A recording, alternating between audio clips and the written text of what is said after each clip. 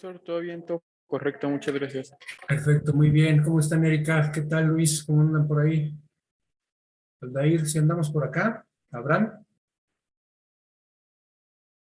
Sí, gracias, profesor. Buenos días. Bien, bueno. Bueno, entonces vamos a ver, ¿a quién le toca hoy exponer, presentar?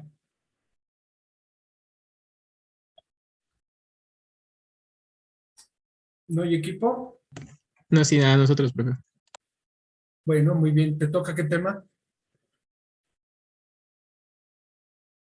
Crisis alimentaria mundial. De Blanca Rubio, ¿no? Pues bien, vamos a hacer lo siguiente. Vamos a llevar a cabo la presentación, no sin antes preguntando a todos ustedes, ¿quién pudo hacer la lectura del día de hoy? Que levante su mano, por favor.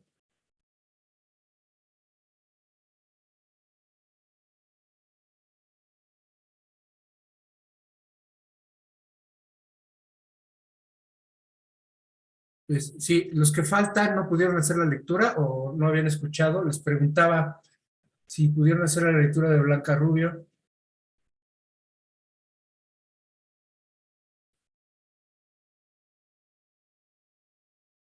¿No? Aldair, Jaime. No, profe, la verdad es que tengo atrasado unas lecturas de otra materia Sí, y he estado leyendo esa lectura. bueno, entonces entiendo que es el caso de los demás, que por eso no alza la mano, ¿no, Erika? Me parece que Erika no anda por acá. Fernanda, Rubio, Luis, que Fernanda anda por acá. Sí, profe, sí la leí. Bueno, soy del equipo Ah, vas que a va a exponer. presentar. Sí. Perfecto. Muy bien, gracias, Fernanda. Carlos Bautista Pérez, Carlos.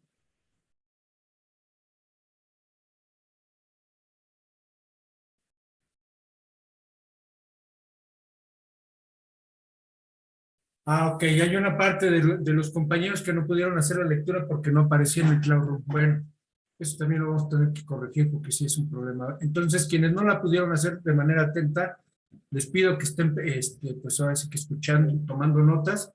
Vamos a subir el material para que puedan hacer la lectura y que puedan subir su actividad, ¿vale? Quienes ya subieron, bueno, que Julio, además eres tú del 211, ¿no? Tú sí pudiste ver la lectura.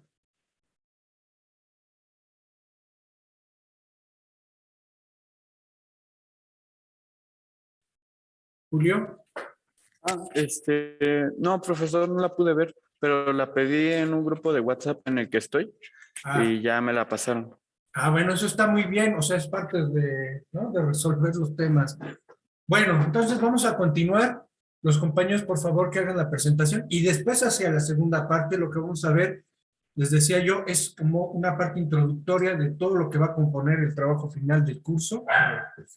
Y bueno, ahorita les vamos a comentar la actividad, una actividad que les vamos a pedir que hagan, que realicen con calma, es voluntaria, pero bueno, ahorita les damos más información. Entonces, vamos a iniciar con la presentación, por favor.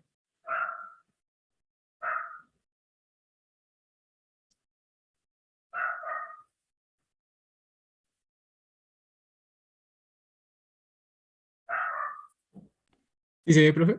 Sí, ya la podemos ver. Ok.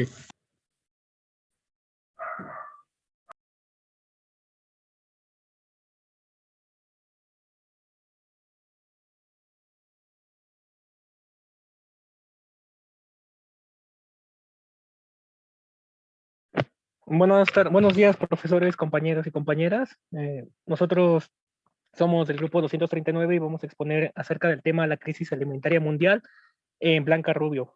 Los integrantes son Alan Reyes, un servidor, Sergio Negrete, Paulina Dávila y Rubio Fernanda. Sin más que decir, empezaremos.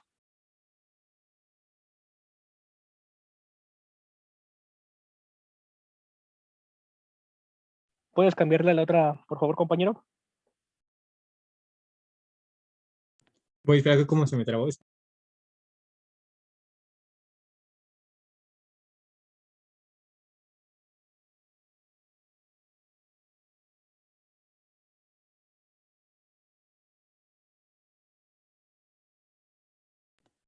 Ya, perdón. Bueno, mis compañeros anteriormente ya les habían hablado sobre Blanca Rubio, solo voy a repasar un poco lo más importante, que la doctora, bueno, es doctora en economía, egresada de la Facultad de Economía, y precisamente se especializó en el aspecto rural. Mm, ha coordinado libros como El sector agropecuario frente al nuevo millenio en 2004 y La crisis alimentaria mundial, que es sobre el que vamos a hablar ahorita, impacto sobre el campo mexicano en el 2013. Y entre sus mayores éxitos logró ser presidenta de la Asociación Latinoamericana de Sociología Rural y directora de la revista de la misma asociación.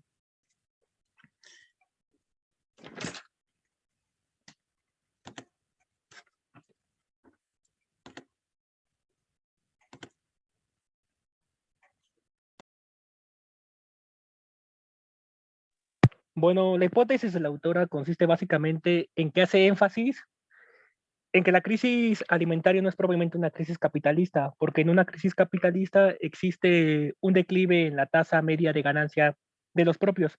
Entonces, la crisis alimentaria consiste en una política estadounidense ante el declive de su hegemonía mundial. Entonces, a través de crisis financieras empezaron a generar esta desestabilización alimentaria en el mundo. Básicamente es esa la hipótesis de la autora. Es decir, la crisis alimentaria no constituye el resultado del funcionamiento económico del sistema, sino que es producto de una estrategia de dominio.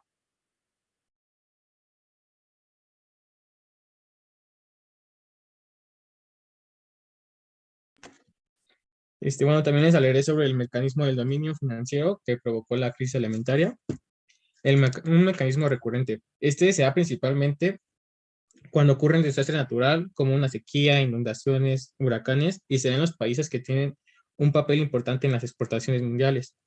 Esto provoca restricciones como prevención ante el factor de incertidumbre en una posible caída de producción.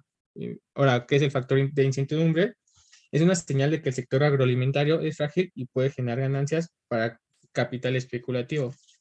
Bueno, la lectura nos menciona que el ciclo financiero que genera la crisis alimentaria no requiere una caída productiva.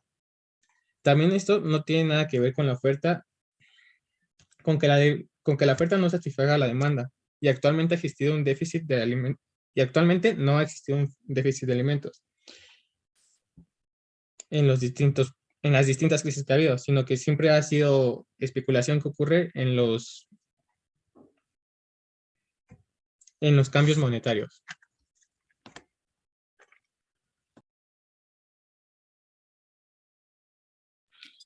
Bueno, como ya sabemos, son distintos los factores que dieron origen a la crisis alimentaria.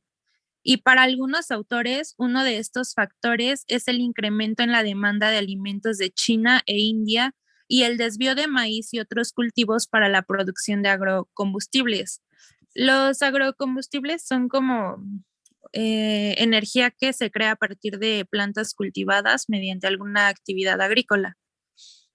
Pero esta creencia de los autores, pues vamos a ver que no es del todo cierto, porque es importante saber que China e India tienden a la autosuficiencia en cultivos básicos de alimentación, es decir, que son autosuficientes por sí mismos sin necesitar de algo o alguien más. Y además, tanto China como India han incrementado las importaciones de soya desde tiempo atrás. Esto quiere decir que esta tendencia de incremento en ciertos cultivos no tiene que ver ni puede ser la causante del alza de precios y de la crisis alimentaria. En la lectura mencionan que Walden Bello dijo que en 2008 el cultivo que más subió de precio fue el arroz y este cultivo pues no se utiliza para agrocombustibles. Entonces podemos decir que tampoco los agrocombustibles constituyen a un factor determinante ni impulsor del alza de precios. ¿Puedes pasar a la otra diapositiva, por favor? Bueno, ahora hablemos sobre cómo la desviación de tierras en Estados Unidos para la producción de maíz ha llevado a un declive o a una pérdida de la superficie enfocada para la producción de trigo y soya. Sin embargo, es importante saber que este factor no presenta una disminución real de maíz, trigo, soya que pueda provocar el incremento del precio de los granos básicos en el mercado agroalimentario mundial.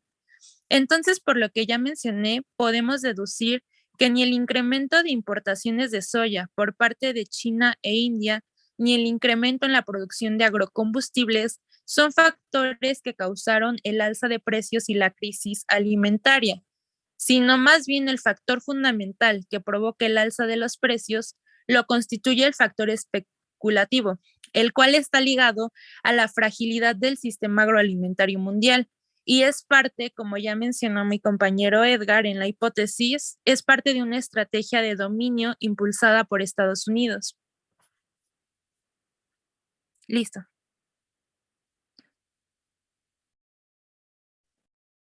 Ahora nos enfocaremos en la primera fase de la crisis alimentaria que surgió en 2008. Esta pues no surgió de la nada, ya que desde 2003 venía aumentando constantemente el precio de los granos básicos como resultado del aumento del petróleo, que pues es una materia prima que se utiliza para los combustibles, ¿no? Para pues generalmente cualquier tipo de combustible. La crisis, la primera fase llega en 2008 y el cultivo que más desarrolló su alza en los precios fue el arroz, subiendo hasta un 71% de su precio comparado con un año anterior. Se cree que la razón principal fue la restricción a las exportaciones que hicieron algunos países como Argentina para sostener el paquete de inflación que estaba surgiendo a nivel mundial. Lo que buscaron estos países fue como fomentar su autosostenibilidad en su país, cerrándose a las exportaciones y ellos contener inflación, mientras que pues el resto del mundo seguía pues aumentando los precios, ya que pues cada vez había menos como producción y se estaba demandando pues aún más, ¿no?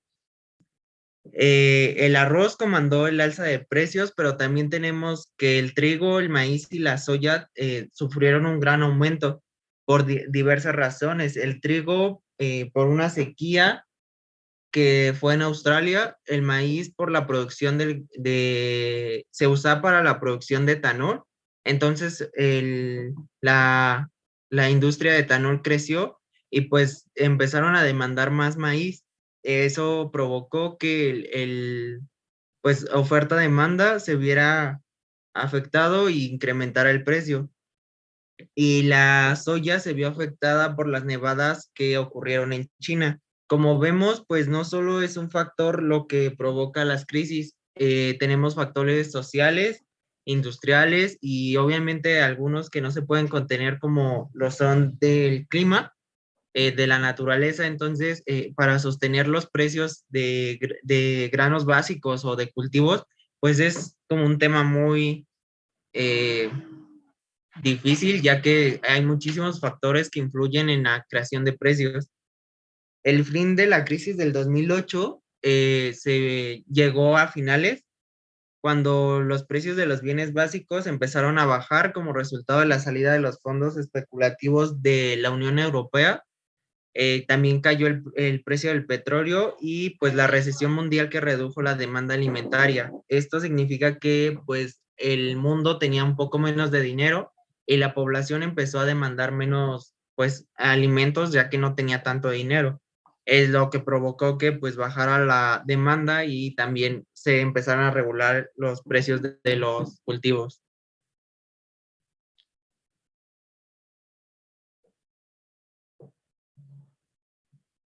La segunda fase de la crisis llegó en 2010, a mitades de 2010, en junio, ya por una sequía en la Federación Rusa y en Ucrania, afectando fuertemente la producción de trigo y cebada. Otros factores fueron que en Australia y Estados Unidos sufrieron afectaciones en sus producciones por temas climatológicos. En Australia se dio una inundación, lo que provocó pues que el cultivo no se diera, y en Estados Unidos el tema del calor igual era extremado y pues provocó esto que se empezara a disparar una nueva crisis alimentaria. estos procesos climatológicos generaron una reducción del 2% en la producción de cereales del 2010 en relación con el año pasado, que fue 2009, y 63 millones menos de toneladas previstas en las perspectivas alimentarias por la FAO, esto significa que, o sea, no solo redujo el 2%, sino que también les hacían falta 63 millones menos pues, de toneladas que ellos como tenían contemplados para ese año. Entonces, pues tal vez uno dice 2% es nada, ¿no? Pero ya cuando lo vemos en números de toneladas, pues es demasiado. El alza de precios se vino a incrementar por el sector financiero, las especulaciones que surgieron en Rusia, donde pues vemos que es un país que entregó igual a la mitad de sus cultivos son manejadas por empresas del sector privado. El principal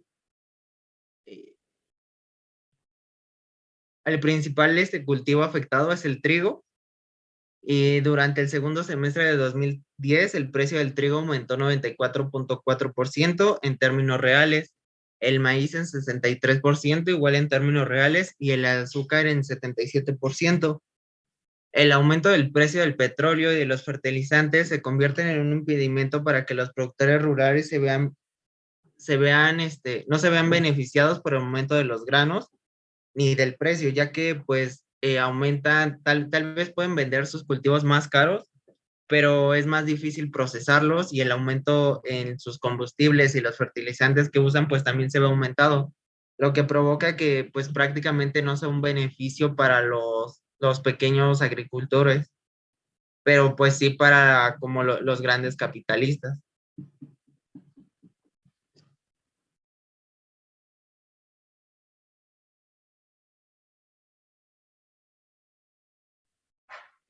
Bueno, yo les voy a hablar sobre la crisis alimentaria, bueno, sobre el impacto sobre los productores.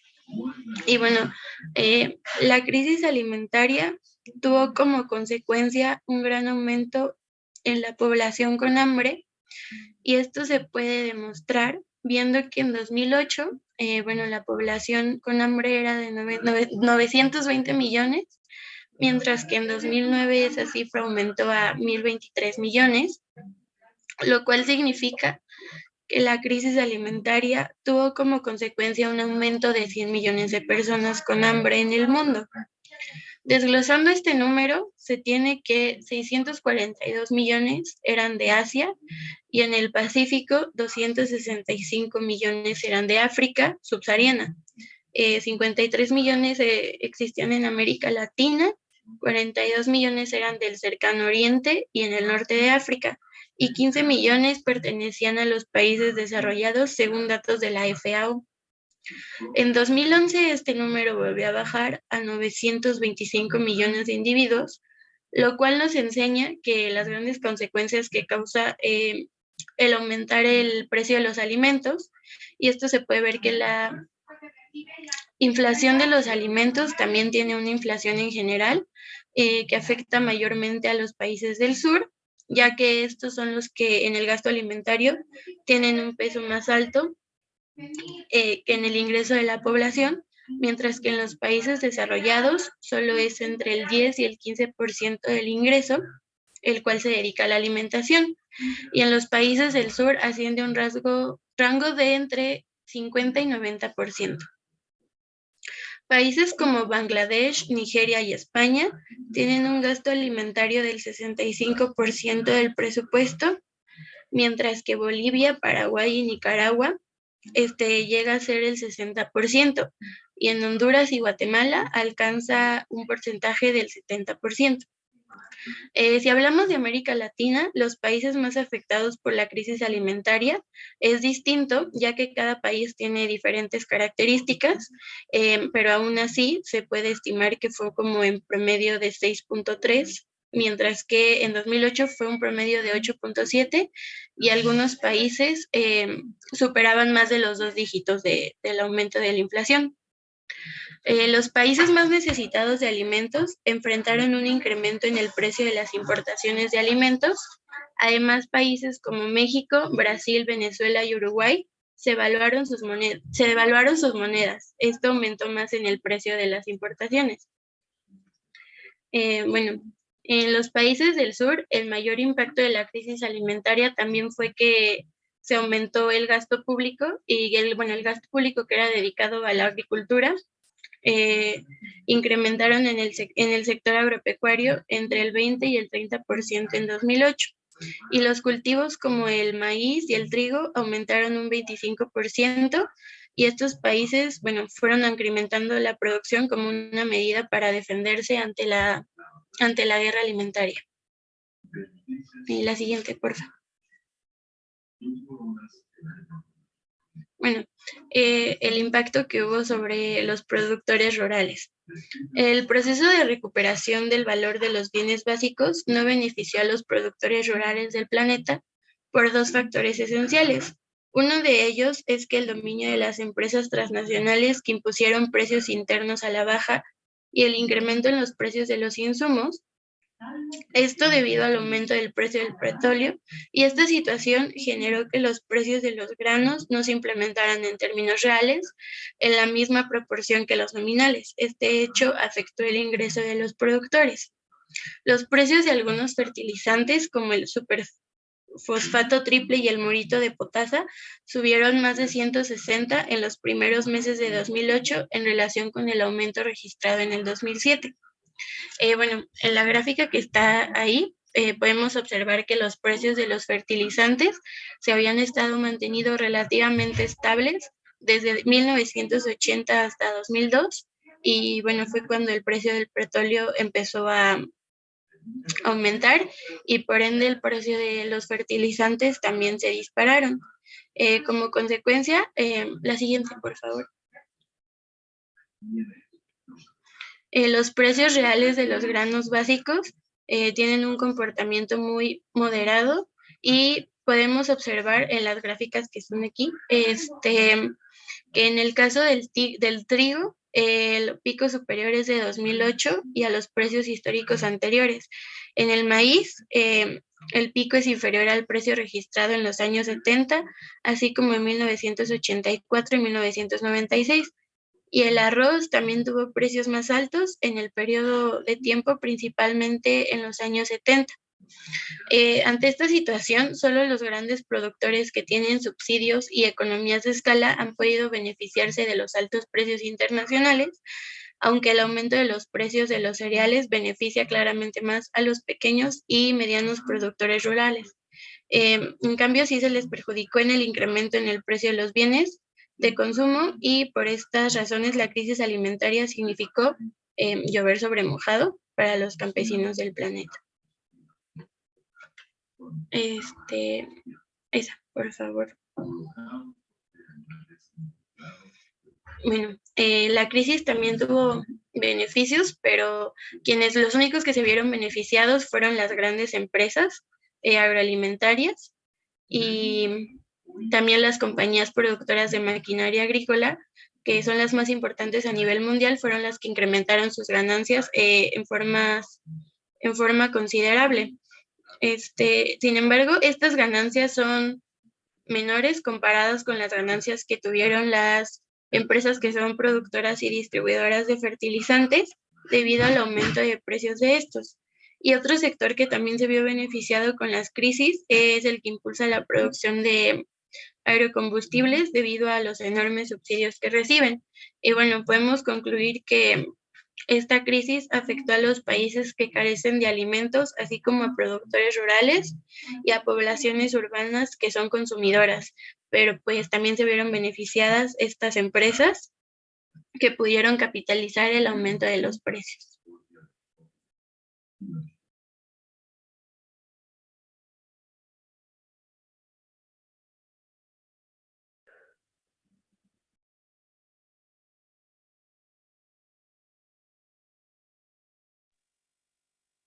Sí me escuchan, ¿verdad, maestro?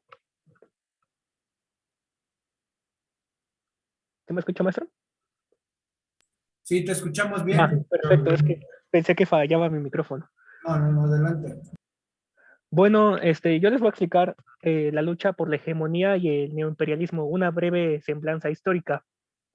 Durante los años 80 declinaron los precios del petróleo y de las materias primas. Ante esta situación, Estados Unidos impulsó una estrategia para superar el declive relativo de la productividad del trabajo y con él la disolución de su hegemonía económica. Se trata de un proceso de financiarización mediante el cual se sustituyó una debilidad productiva a través el impulso de un fuerte proceso especulativo y financiero que le permitió colocarse de nuevo como cabeza del crecimiento mundial.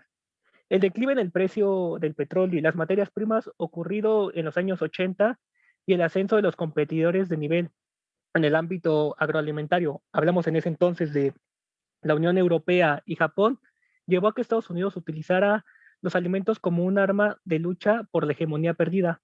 Esta ofensiva estaba centrada en los precios a la baja, inclusive por debajo del costo. Esto se motivó a partir de que el Estado ayudó a través de subsidios a una reducida élite de productores y el otorgamiento de créditos a los países a través del Commodity Credit Corporation y las presiones económicas a los gobiernos para obligarlos a comprar alimentos. Sin embargo, el mercado agroalimentario ya estaba perdido, principalmente en los países desarrollados, específicamente Europa.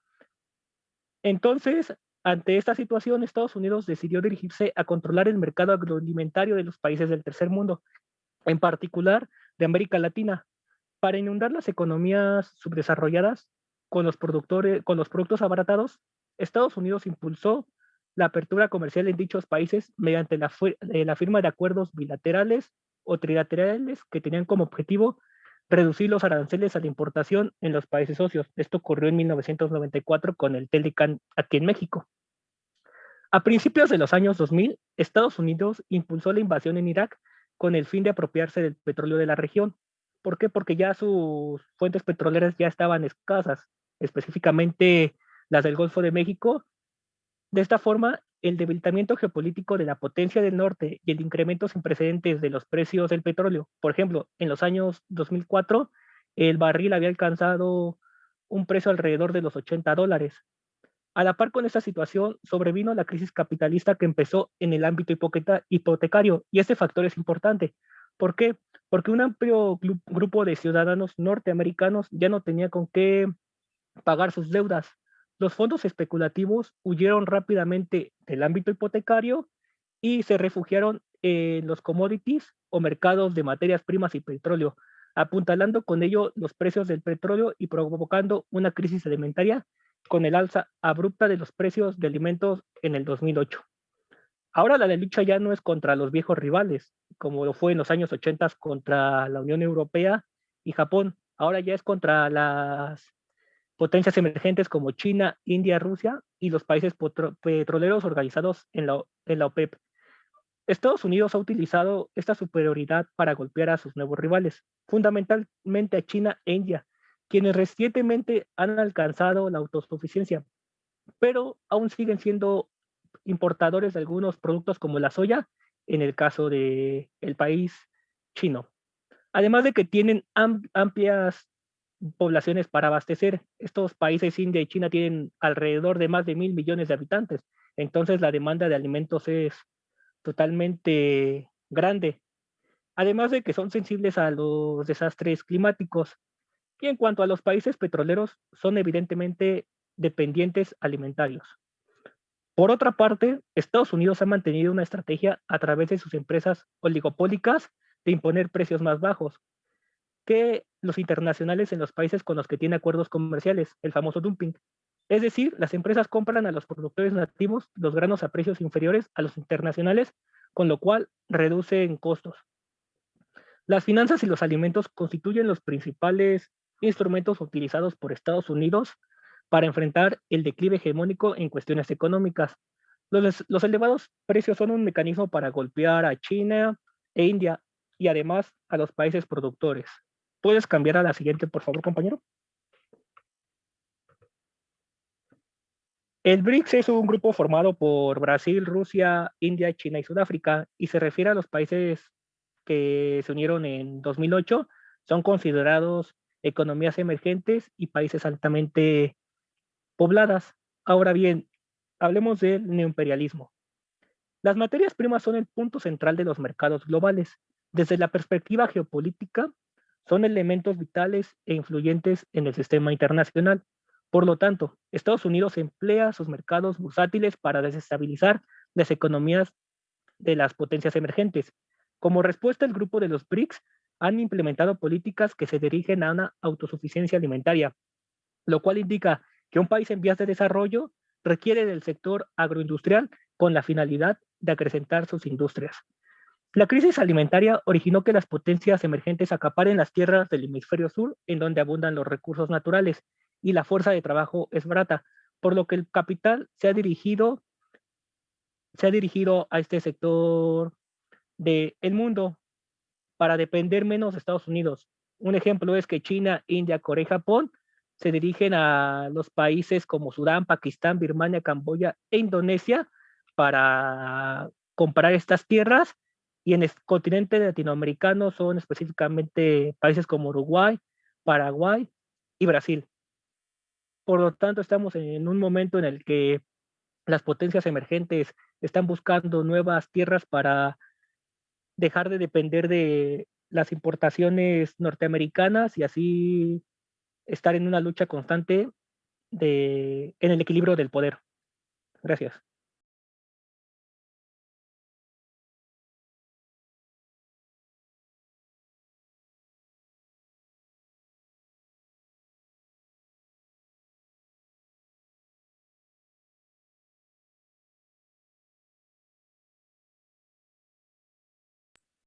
Bueno, entonces, no sé si ya terminó el equipo de presentar. Ya, maestro, ya acabamos. Ok, ¿qué conclusión tendrían? Podemos llegar a la conclusión que la crisis alimentaria, como se mencionó al principio, la hipótesis de la autora, no es una crisis capitalista porque las grandes empresas transnacionales se han beneficiado de este fenómeno. Entonces, la crisis alimenticia es un mecanismo que implementa Estados Unidos para desestabilizar a las economías emergentes y retomar el poderío hegemónico que ha perdido por el declive de su productividad. Bueno, ok, está bien. O sea, entiendo que estaría el equipo en general de acuerdo con la hipótesis de Blanca Rubio. Es así, ¿no, Edgar? Sí, fue el Sí, profesor, es así.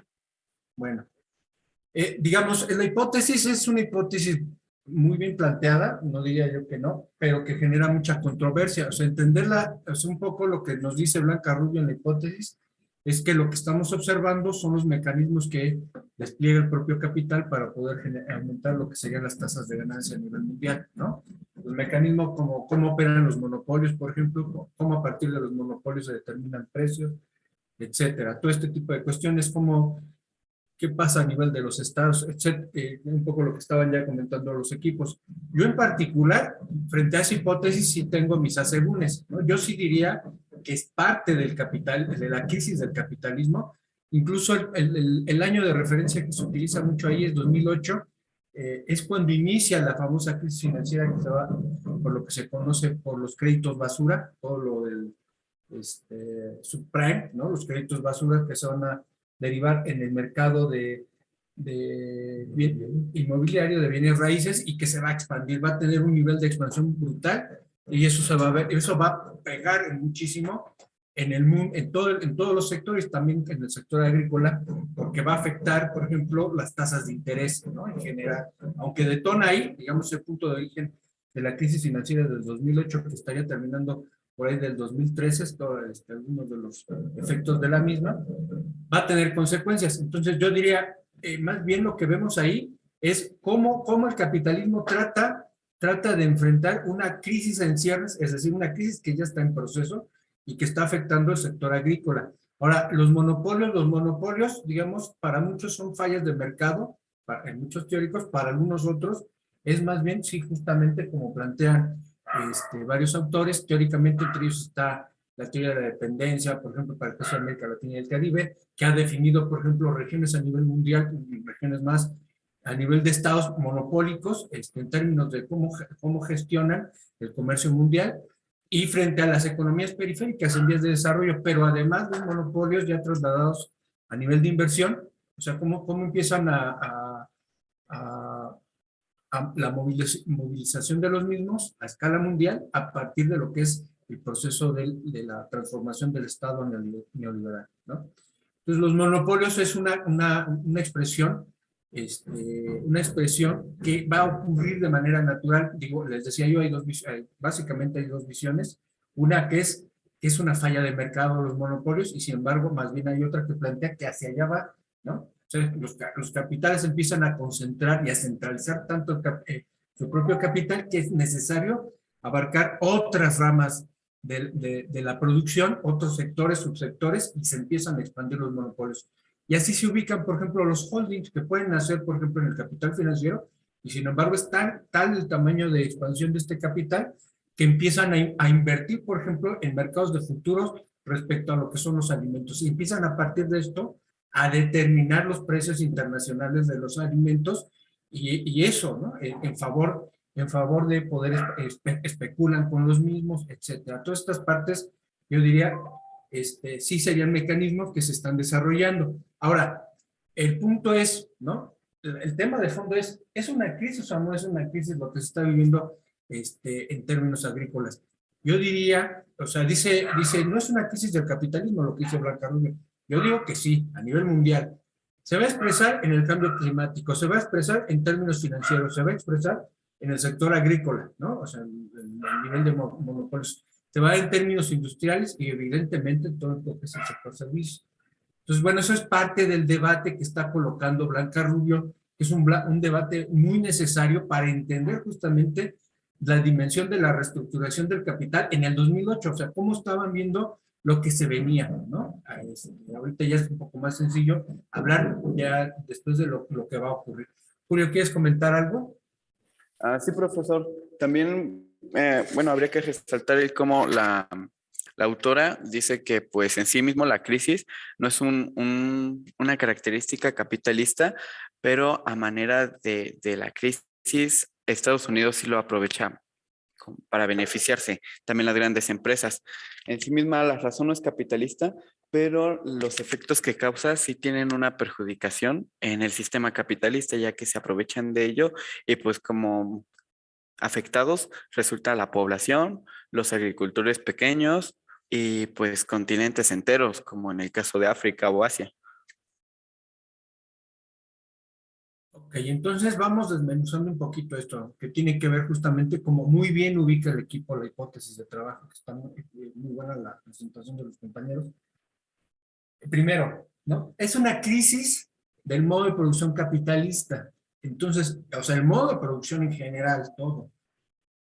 Si bien estamos hablando del capitalismo, decíamos, eso es una realidad que se vive de manera distinta a nivel de estados, a nivel de regiones. No es lo mismo el capitalismo como va a desarrollarse, por ejemplo, en Estados Unidos. Esto es algo muy importante respecto a lo que se va a vivir, por ejemplo, en el Estado-nación capitalista español, ¿no? O en el caso de América Latina, los distintos estados-naciones que empiezan a direccionarse en un proceso histórico hacia lo que hoy conocemos como el capitalismo. Tiene rasgos generales, opera, por eso se habla de un modo de producción hegemónico, pero que va a bajar de manera distinta y va a operar de manera distinta a nivel mundial. Y en ese sentido es bastante más complejo poder decir que es una crisis del capitalismo que va a poner en entredicho su continuidad, sino más bien lo que vimos nosotros en 2008 es una crisis mundial que el capitalismo va a tratar de reajustar, reestructurarse para salir adelante de esto. Y va a haber capitales que van a sacar ventaja de esas crisis. Esa es la otra cuestión que va a ser fundamental. Va a haber capitales que en medio de una crisis se van a hacer más fuertes frente a otros capitales que en clara desventaja lo que van a terminar haciendo va a ser, en el mejor de los casos, fusionándose con capitales más fuertes. Eso se observa, por ejemplo, muchísimo para el caso del capital financiero, que empieza a comprar empresas que se están declarando en bancarrotas. También en el sector agrícola tienen esos predicamentos. ¿Dónde opera más eso? Sobre todo en las economías emergentes, que tienen muchas dificultades de tener recursos para poderse mantener con una crisis con las características del 2008. Pero también ocurre en las economías, en los países, en las potencias, ¿no? Por ejemplo, ¿cómo capitaliza el Estado-Nación de la República Popular China, la crisis del 2008 y cómo enfrenta, por ejemplo, el Estado-Nación de Estados Unidos la crisis del 2008. Y también esto tiene que ver con lo que es el agro. O sea, un poco lo que les digo es cómo más o menos está operando, cómo a partir de una crisis se redefine las hegemonías. La autora habla de que está en cuestión la hegemonía de Estados Unidos y que también en ese sentido empieza a mover hilos en términos de la conducción de lo que es el sector agrícola para poderse beneficiar de esta cuestión. Está el caso de Rusia, ¿no? Que ahorita además es total, en ese momento habla lo que Blanca Rubio del caso de Rusia, que en su momento ya no es para el 2008, Rusia ya no es socialista. Rusia hasta 1991, entre 1917 y después, luego es una federación, son 4 federaciones de 1917 a 1922, que es cuando llega Stalin y que toma lo que es la dirección del gobierno a nivel de todo lo que va a ser una unificación de esas federaciones. Son 4 federaciones que se aglutina, por eso se llama Unión de Repúblicas Socialistas Soviéticas, ¿no? En la URSS emerge lo que es la URSS, el contrapeso, hablando de pesos y contrapesos a nivel mundial, va a ser el contrapeso y va a ser la competencia del capitalismo. Es otra propuesta de cómo tendría que desarrollarse la humanidad a partir de un modo de producción en transición, por eso el socialismo, hacia el comunismo. Entonces están estos dos hasta 1991, cuando cae justamente la Unión Soviética, y después todavía hay alguna resonancia sobre los países que mantienen todavía en buena medida esta inercia de lo que fue en su momento los bloques rojos, entre ellos la República Popular China, que ahora es un híbrido, no es una economía de mercado, sin embargo compite con economías de mercado como la de Estados Unidos, ¿no? Hasta el momento. Entonces les decía yo, está el caso de Rusia. En 2008 ya no es la Unión Soviética, es Rusia. Ahorita el conflicto entre Rusia y Ucrania, que también tiene que ver con estos, y que bueno, son procesos históricos muy fuertes, que se les conoce como procesos de balcanización. Cómo se integra la Unión Soviética es un proceso también bastante violentos, no son nada sencillos ni amigables de integración, y de manera forzada y violenta sobre varias poblaciones para lo que va a ser la URSS. No es el único caso, esto sucede, por ejemplo, en Europa, en los procesos de balcanización, como surge lo que hoy conocemos como Alemania, lo que en algún momento fue la corona española y que después va a dar a luz al Estado-Nación español, y en eso, por ejemplo, hay varios conflictos al interior de España que plantean las escisiones de poblaciones enteras, por ejemplo, de las zonas vascas, ¿no? Respecto a lo que consideran como el Estado-Nación español, no están de acuerdo con ser parte de esto. Entonces, un poco para que entiendan, esos conflictos, las raíces vienen de más atrás, no son raíces, en la actualidad se han complejizado más, eso sí. Ahora, entonces, lo que está ocurriendo a nivel mundial es una disputa de quién va a controlar y cómo. Entonces, a partir de las condiciones en términos de poderío financiero, económico, cultural y en varios sectorialmente hablando, se va a ir definiendo esa guerra comercial. Y eso va también a impactar en la determinación de los precios, ¿no? En mucho. Les decía yo, ¿cómo capitaliza, por ejemplo, China? China, quienes estudian de manera muy detenida el caso chino, durante buena parte, o sea, llevó a China pasar de ser una de las economías a nivel mundial con las poblaciones más grandes en pobreza y en pobreza extrema, en un proceso que va a revertir casi en 3 décadas para empezar a ser una de las economías, una potencia mundial, y que al inicio de empezar a emerger como una potencia, estaba en plena desventaja en términos de las condiciones de vida y de trabajo de su población. Hoy ha ido revirtiendo eso, se mantienen grandes desigualdades todavía al seno del caso chino, y era fundamental para China entender el papel y cómo protegían, por ejemplo, el mercado interno a partir de la soberanía alimenticia. El caso chino es bien interesante en ese aspecto.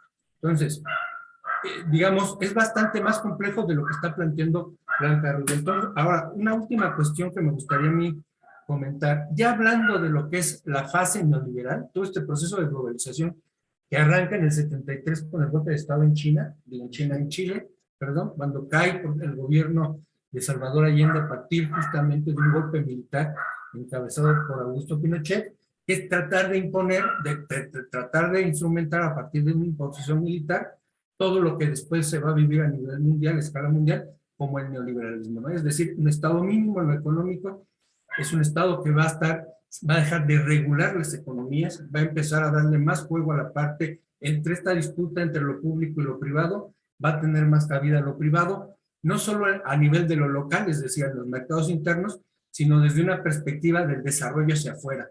Sobre todo para las economías emergentes va a haber diferenciación en el neoliberalismo, ¿no? Y esto también yo lo quería indicar ya desde hace algunas sesiones, que eso me tiene que ir quedando claro cómo se vive, por ejemplo, estos procesos en las economías del primer mundo, ¿no? Y en las economías, por ejemplo, llamadas emergentes para algunas teorías o para algunas otras subdesarrolladas, ¿no? Entonces, por ejemplo, durante el proceso de lo que se va a conocer como la fase neoliberal, estamos entrando en términos teóricos, en términos de lo que es el comercio internacional, a esta fase de la teoría de las ventajas competitivas.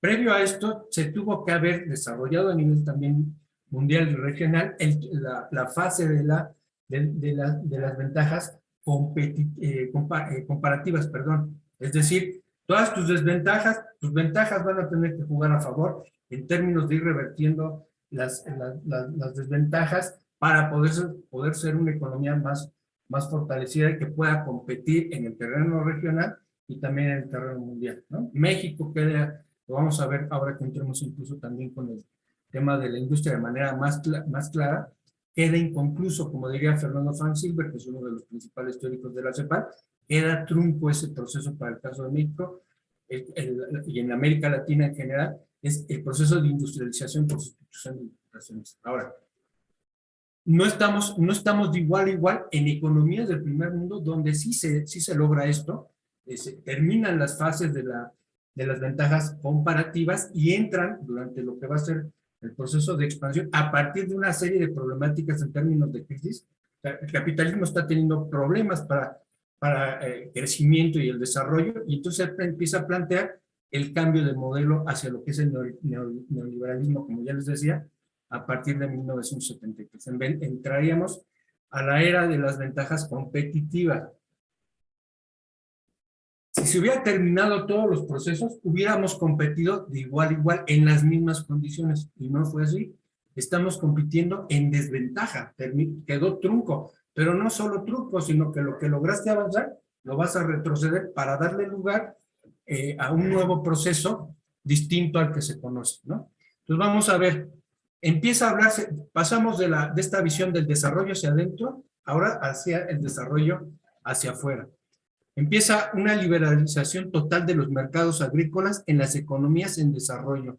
Eso va a implicar la desregulación de los mercados, ¿no? La desregulación de los mercados es que el Estado empiece a impedir en las economías emergentes, a eliminar más bien todos los subsidios, por ejemplo, esto que veíamos de los precios de garantía, los empieza a desmontar para el caso de México de manera gradual. Ahora, sobre todo los subsidios a los pequeños y medianos productores, o sea, tú estás liberalizando el mercado, quitas eso, no preparas a tus productores frente a la llegada de capitales transnacionales que vienen en otras condiciones, ¿no? Que tienen plena ventaja. Ahora, venimos también de una crisis como la crisis de la deuda, estamos sobreendeudados, no podemos pagar, se reestructura, México queda condicionado en términos económicos, pero también en esos términos económicos tiene que reinsertarse en una perspectiva distinta al mercado mundial, favoreciendo la movilidad de inversión a escala global. Entonces, ¿cómo atraes inversión foránea? No tengo yo recursos para generar la inversión propia. Entonces, lo que yo puedo hacer, lo que se plantea en ese momento para el Estado mexicano es algo que nos salga barato, porque no tenemos recursos. ¿Qué nos sale barato? No lo podemos producir, hay que importarlo. Esa es una primera iniciativa que empieza a operar y que se va a quedar por largo tiempo. Es una iniciativa de largo aliento que hasta la fecha en muchas cosas sigue operando. La otra cuestión es, no lo podemos producir, que venga alguien del extranjero y que nos genere fuentes de empleo, una derrama económica. Nosotros le generamos una infraestructura, un marco legal, jurídico, laboral, para que pueda operar, ¿no? Eso empiezan a generar a nivel de Estado políticas públicas para poder generar este tipo de cuestiones.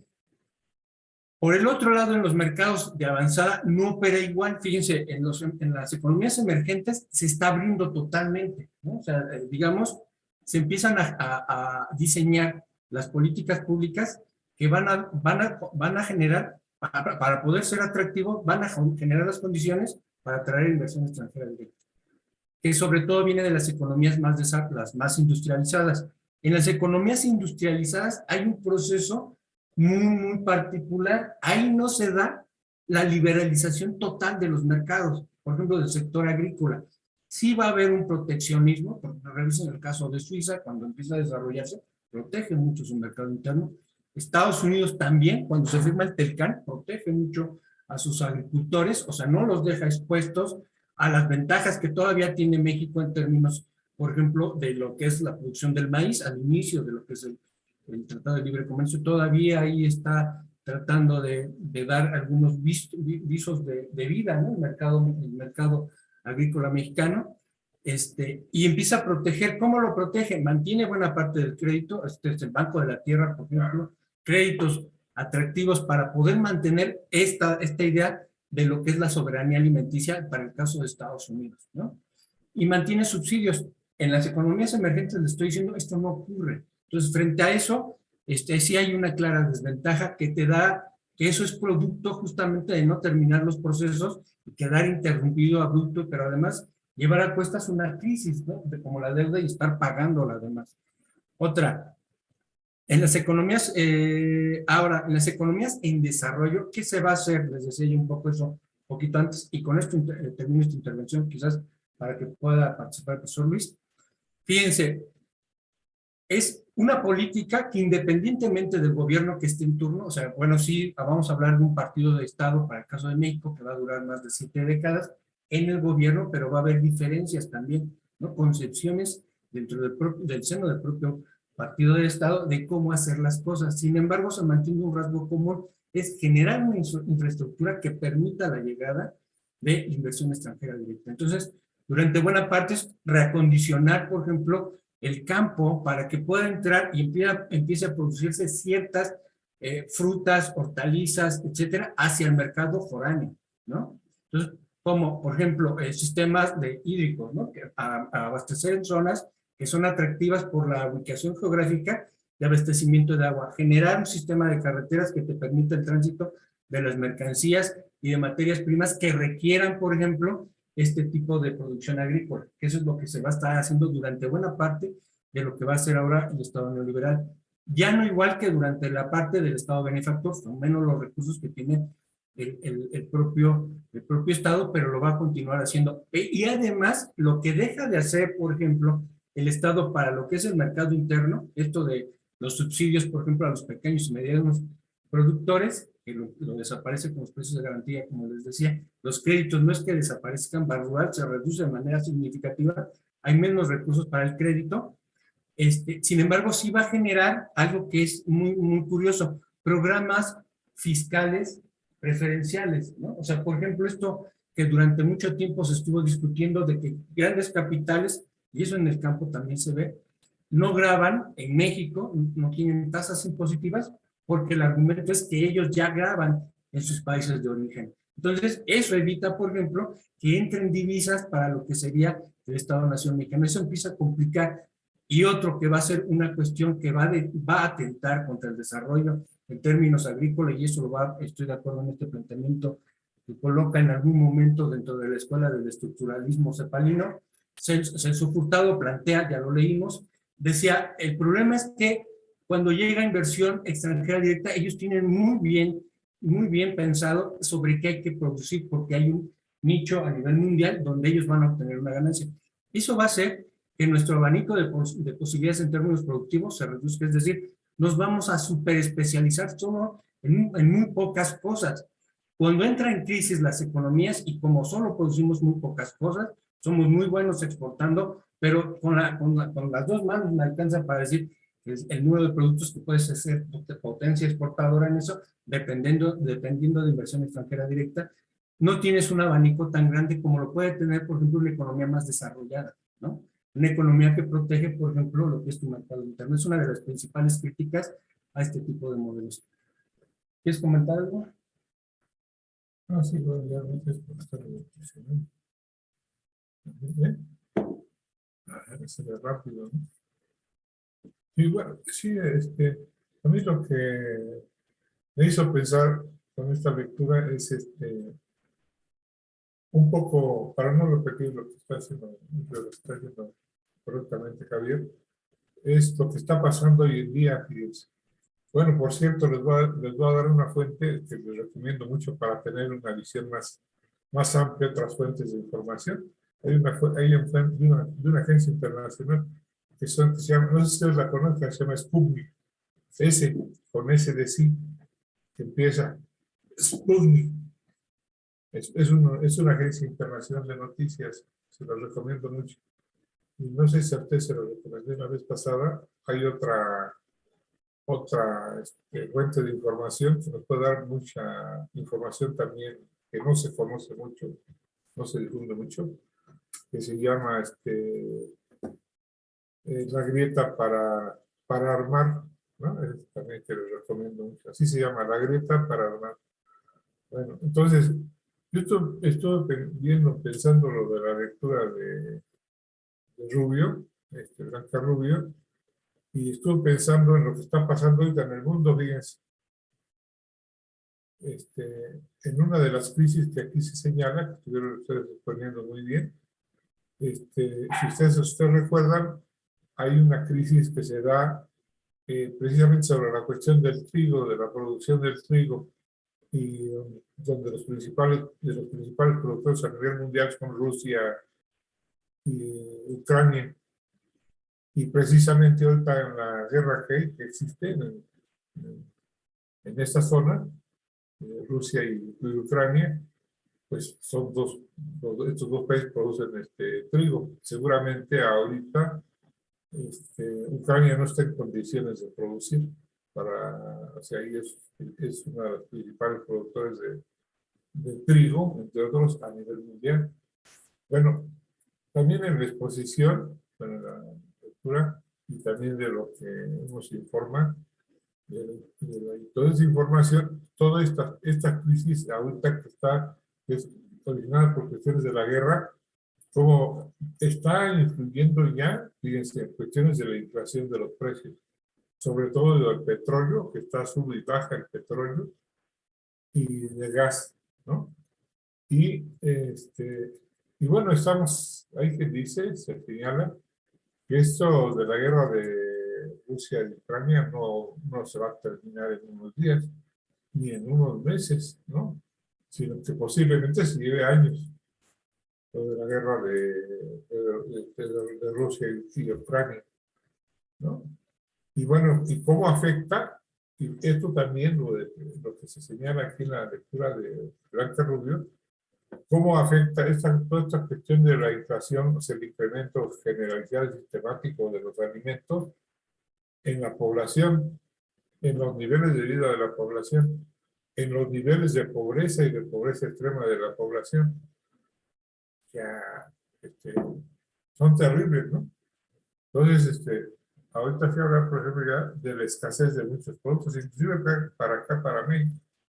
Por ejemplo, dice que va a haber una cierta escasez por ejemplo, en el caso y de especulación muy fuerte y en los precios del trigo, por ejemplo, ¿no? Y un cierto tipo de aceite también comestible, el aceite de girasol. Entonces, y otros productos. Entonces, estaba yo pensando en todas estas cuestiones, que es importante ver, pues, este tipo de lecturas como la de Blanco Rubio en función de su trascendencia histórica, cómo la podemos ver de alguna manera muy presente en otro contexto, ¿no? Social, con otras problemáticas, ¿no? Pero que tiene, o sea, son crisis recurrentes, ¿no? Que se dan en diferentes escenarios. En este caso se está dando combinada con el escenario de la guerra, hoy en día, ¿no? Seguramente en los siguientes meses. Entonces, por eso es importante tener, bueno, pues un conocimiento de este tipo de materiales, ¿no? Pero, para no abundar más, por eso les recomiendo que vean entre ustedes estos son agencias a nivel mundial de información, entonces dan otras visiones de mayor información. O sea, una información más amplia, ¿no? No tan sesgada como sea, por ejemplo, como la que tenemos nosotros, o sea, en el ámbito occidental, ¿no? Nada más. Bueno, entonces, no sé si hubiese algún comentario o pregunta, y si no, pues ya pasamos a los otros temas. Ya noté a los compañeros y a las compañeras que están en el chat, ya tengo aquí levantadas las. También son buenas participaciones, ¿vale? Bueno, por tiempo vamos a avanzar entonces. Lo siguiente es una invitación que les va a hacer el profesor Luis para un cuestionario que se les va a pedir que puedan levantar para poder hacerlo del proceso del trabajo final un poco, ¿no? Pensando en eso.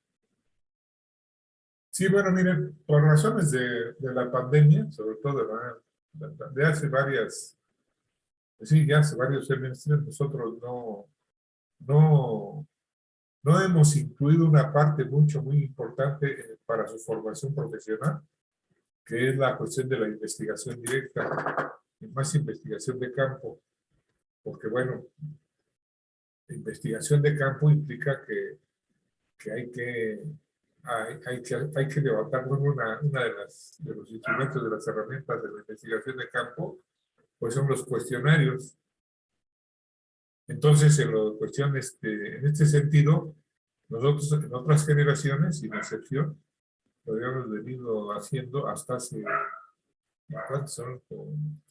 Pues sí, pues son casi prácticamente 2 años, ¿no? Poco más de esos 2 años, pero es una actividad académica de investigación para que ustedes aprendan a hacer investigación aplicada, sobre todo en cuestión a varias cuestiones. Uno es a ver cómo se calcula, cómo se construye la inflación. La inflación por ejemplo, también cómo se construye el precio de una canasta básica. Cómo se construye un salario real, o sea, con información de campo, ¿no? Estadística también.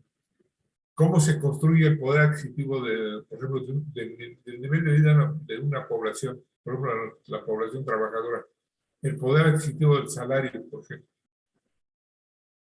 Es decir, cómo se llega por ejemplo, cómo el Estado mexicano, en este caso la CONASAMI, Comisión Nacional de Salarios Mínimos, tiene que hacer estudios, investigaciones, para poder determinar cuál debe ser el incremento al salario cada año, que entra en vigencia, por ejemplo, el salario mínimo, que entra en vigencia cada 1 de enero de cada año, ¿no? O en su caso, si es necesario que exista un incremento extraordinario al salario mínimo, dadas las altas tasas de inflación. Por ejemplo, ahorita se calcula que la inflación acumulada a la fecha anda ahí por alrededor del 7%, ¿no? Entonces, la gran mayoría de la población en México recibió un incremento que va entre el 5 y el 7% de su salario. Solamente la población que gana el salario mínimo tuvo un incremento de 22%.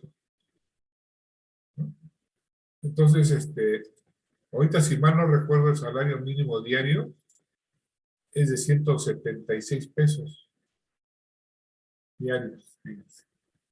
El año pasado era 141 pesos. Entonces, ¿cómo se llega a determinar esa cantidad? Entonces, esta investigación que nosotros planteamos aquí a nuestros grupos es cómo se logra, cómo ustedes pueden calcular todos estos indicadores con investigación de campo. Y desde luego, de la mano con esta investigación se hace de la mano con los conocimientos que ustedes están adquiriendo en otras materias, por ejemplo, en estadística, por ejemplo, en economía política, cuando ven lo del salario, las diferentes formas del salario, salario por tiempo, salario de estajo, ¿no? Entonces, aquí la invitación es hacer un trabajo voluntario en relación a poder levantar esta canasta. Nosotros tendríamos que explicarles paso por paso toda la metodología de cómo se hace, cómo se realiza, ¿no? Y lo que habría que hacer para poder obtener estos datos, estos indicadores, ¿no? Indicadores económicos. De hecho, también son categorías teóricas, ¿no?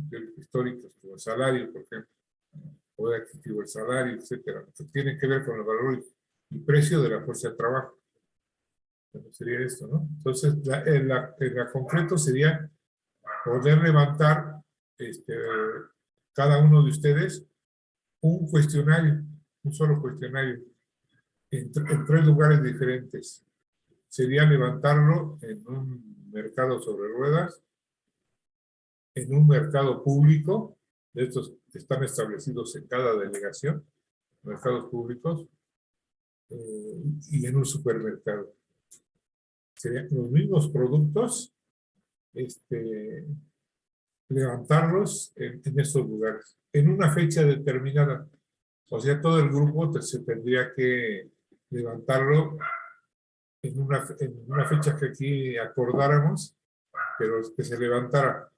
¿Para qué? Para que todos tuviéramos una muestra pues mayor, lo más representativa posible, ¿sí? Y nos pudiéramos juntar y entonces poder tener nosotros un dato que unifique el precio de cada uno de los productos de esa canasta básica para determinada fecha. Y poderlo cotejar, nosotros podíamos cotejarlo por los precios que teníamos de esos mismos productos hace 2 años, por ejemplo. Por ejemplo, ¿cuánto ha aumentado el limón en 2 años? ¿Cuánto ha aumentado el precio de la tortilla en 2 años? ¿Sí? Por ejemplo, hace 2 años, ahorita la tortilla, el kilo de tortilla de maíz, anda más o menos como 20 pesos. En algunos lugares anda en un precio mayor. Nosotros necesitamos sacar cuál es el precio. Yo no sé, no me acuerdo muy bien de hace 2 años cuánto costaba el kilo de tortilla, pero no creo que haya costado en más de 10 pesos, yo costaba menos, fíjense, ¿no? Por ejemplo,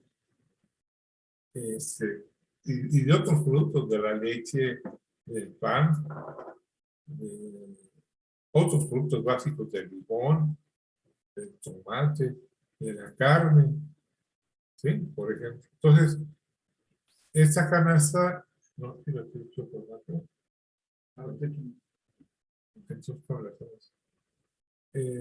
no se las vamos a mostrar y habría que levantar el precio de los productos.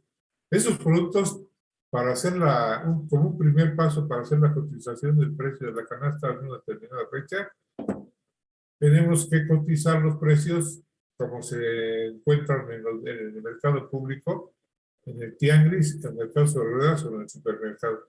¿Cómo se encuentran? ¿En qué presentación? ¿Y cómo los venden? Hay productos, por ejemplo, el jitomate, hay varias presentaciones. Por ejemplo, hay el que le llaman el jitomate, el bola, el saladete, etcétera, y cada uno tiene un determinado precio, ¿no? Pero se venden en el mercado por kilo. Por si es, por ejemplo, la leche la venden por litro, ¿no? Así viene en el cuestionario, viene por litro, por la leche, el limón por kilo, el azúcar por kilo, el aceite por litro, etcétera, o sea, como está en los mercados. Ya después nosotros, en un paso siguiente, le hacemos una crítica a cada cuestionario, a ver cuáles están bien y cuáles no, cuáles son válidos y cuáles no, y por qué. Hay que hacer una depuración de los cuestionarios. Y esa transformación de los productos en sus unidades de litro, kilo, pieza, etcétera, nosotros hacemos una ponderación. O sea, por ejemplo, decimos, queremos determinar cuál es el precio, por ejemplo, de una canasta. Nosotros manejamos una canasta alimenticia, o sea, solo de alimentos, básica recomendable. ¿Cuáles son los alimentos que una familia mexicana de 4 personas tiene que consumir en un día en alimentos? ¿Cuáles productos y en qué cantidad de cada producto? ¿Y cuál es el precio de esa canasta por día? Esa canasta nosotros no la definimos, ¿no es cierto? En un convenio que tuvimos con el Instituto Nacional de Nutrición, hay un equipo de investigación encabezado por el doctor Abelardo Miracuriel. Ellos definieron esta canasta y son especialistas en nutrición. Entonces ellos dijeron, esta es la cantidad de estos son los productos en estas cantidades cada uno de ellos que tendría una familia de 4 personas, una familia mexicana de 4 personas tendría que consumir por día, ¿no? Entonces lo que hacemos para poder saber cuánto se ha deteriorado, se ha recuperado el poder adquisitivo del salario de hace 2 años a la fecha, el primer paso tenemos que calcular, tener el precio de esa canasta de alimentos. El segundo paso es después ya relacionarlo con el salario que había hace 2 años y que hay hoy en día. Por ejemplo, para las personas que ganan el salario mínimo. Hoy en día, las personas que ganan el salario mínimo en México, según datos de INEGI, son alrededor de 13 millones de personas. ¿Sí?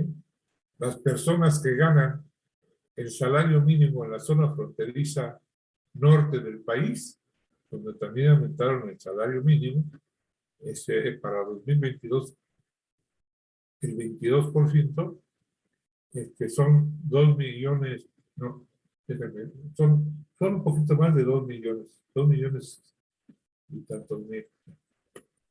Entonces, en el país hay 13, hay como 15 y fracción millones de habitantes que ganan un salario mínimo. Y toda la demás población pues puede ganar de 2 a 3, de 3 a 4, de 4 a 6, de 5 y más a más. Pero fíjense lo que les decía, solamente estos 15 millones de habitantes recibieron un incremento del salario mínimo este año de 22%.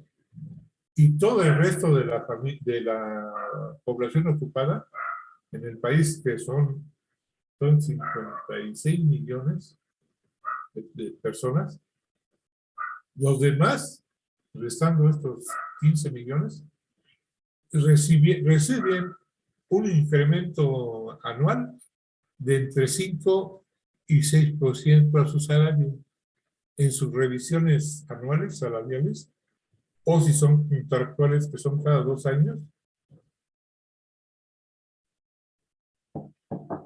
Miren, ustedes lo pueden investigar.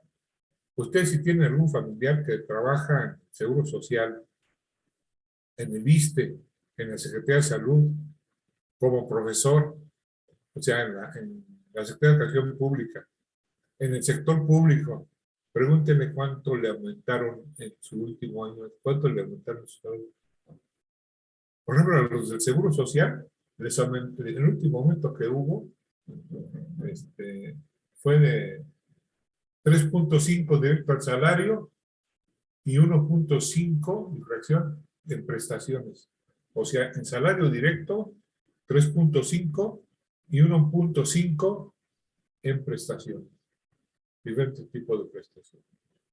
Pregúntenme cuánto, por ejemplo, nosotros, las asociaciones autónomas de personal académico de la UNAM, las APAUNA, lograron el glorioso 3.5 más 1.5, el 5% de incremento a nuestro salario para todo un año. O sea, nosotros recibimos ese incremento a partir del 1 de febrero de este año. Y la próxima revisión, que es el 1 de febrero para el próximo año, o sea, el 23, pues tenemos que aguantarnos con ese incremento del 5%.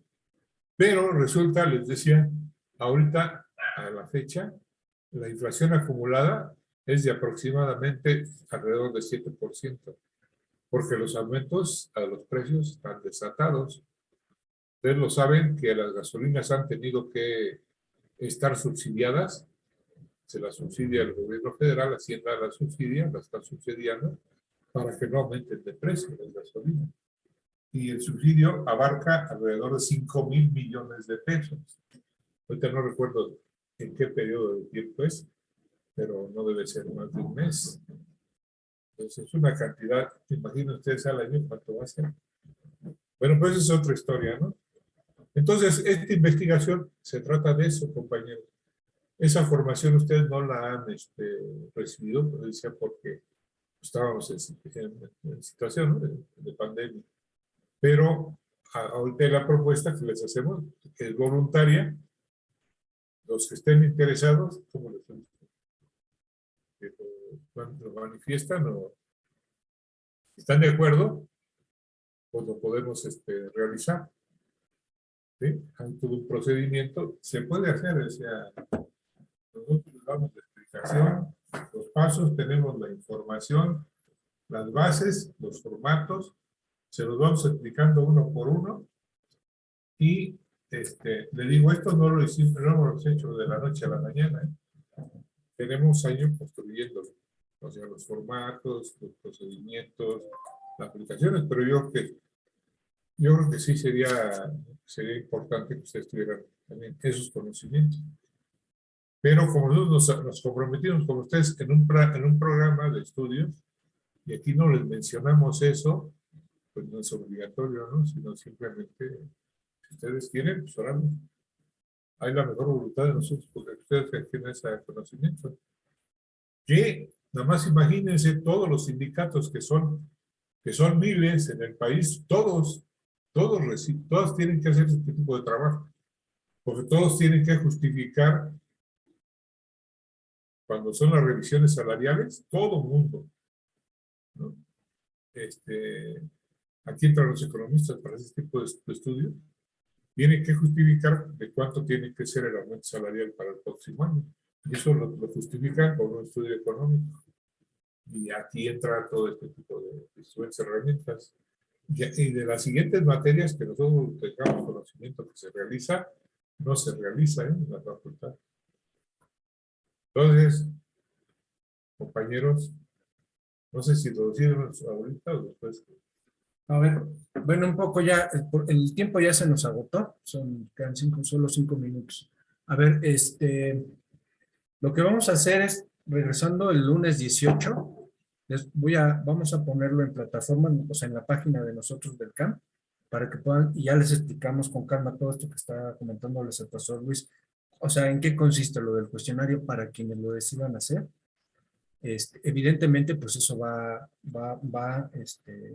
en retribución también en general, sí, con el conocimiento de cómo hacer este tipo de actividades que son muy importantes, pero además pues, son actividades que se adicionan a la calificación de la materia, ¿no? Entonces, ¿cómo hay que hacerla? Un análisis rápido del cuestionario, porque siempre hay dudas, o sea, cómo se levanta, etcétera, todo este tipo de cuestiones.